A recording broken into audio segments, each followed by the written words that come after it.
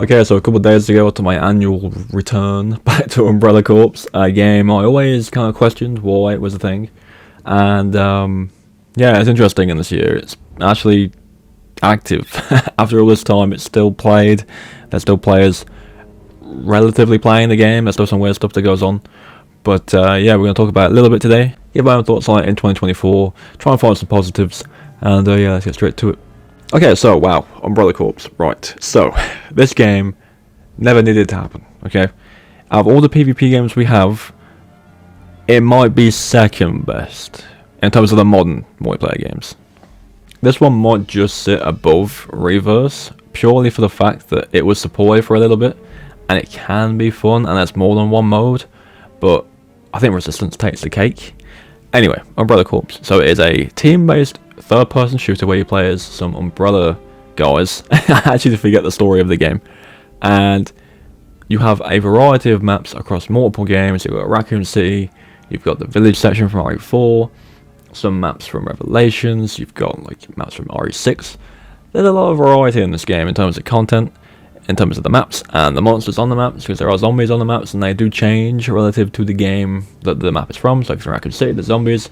If you're in Resident Evil 4, they are the Iluminados, and if you're in Resident Evil 5, it's the Magini. I think they're called the Magini. I could be very wrong about that. I'm pretty sure they're called the Magini, or I'm pronouncing it wrong. And yeah, that was a nice thing. It was a cool thing to see happen. That's way more creative than Reverse, I've got to tell you that much.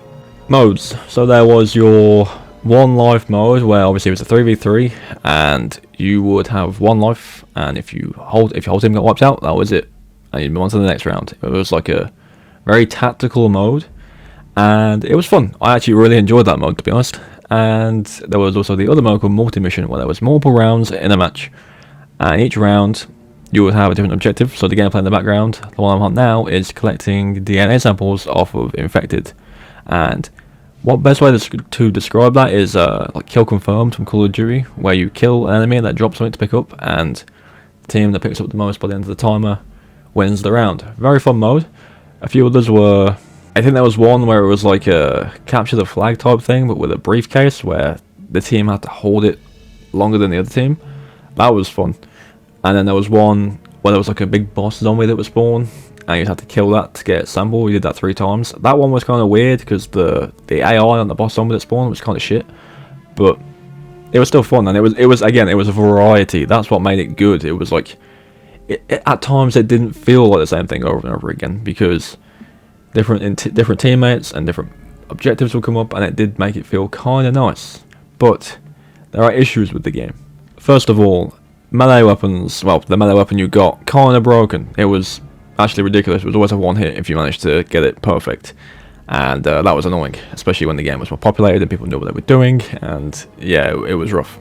The camera, like, why is my character off the screen almost? I don't get it. I know it's a third-person shooter, but why is he like completely invisible? Nearly.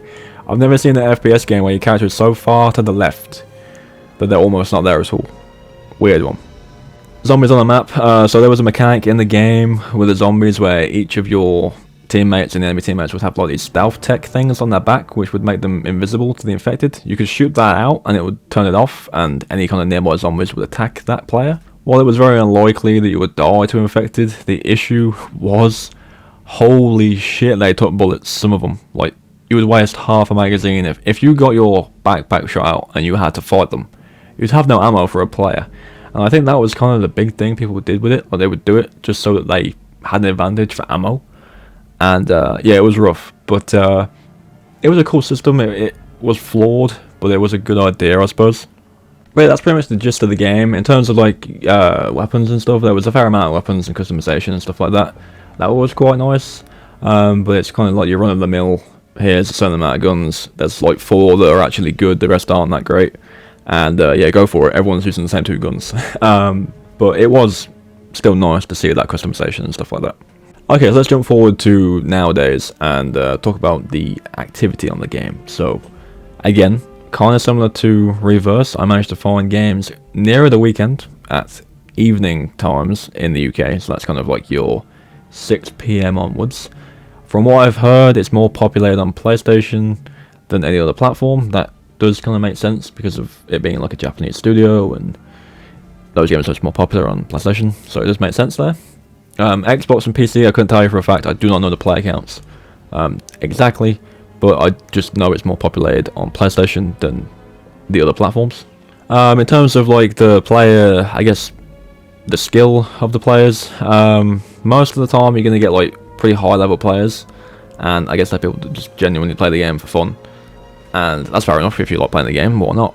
But sometimes, like you've seen in the gameplay in the background, you get like a level 2 guy that's brand new. I'm not actually level 20, this is like my second account. I had a different account when this game came out, so I think collectively I'm like level 50, maybe 60.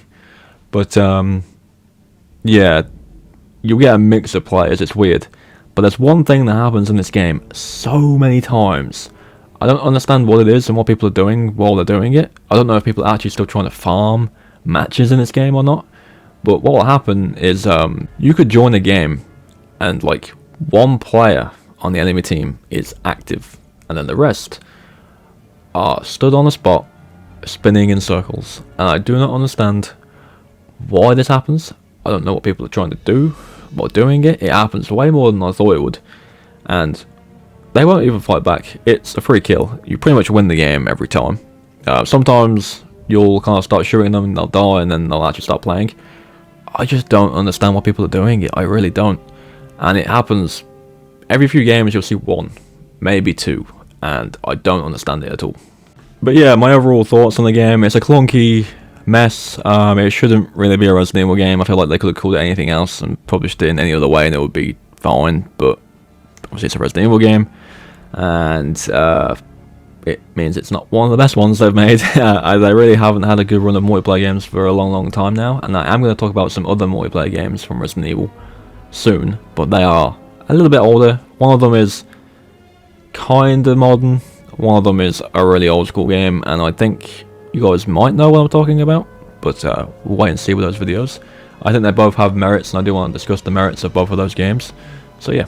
In terms of Umbrella Corps, as I mentioned in the video a few days ago now, when I do these like community streams and stuff like that, where I get people together to try and play stuff, I'll post it in Discord, or I'll do like a YouTube community post, and this is one of the games I do want to try and get that to happen on. So again, this isn't crossplay, so it will be a PlayStation only thing, but if anyone is ever interested in playing the game, keep an eye out for those posts.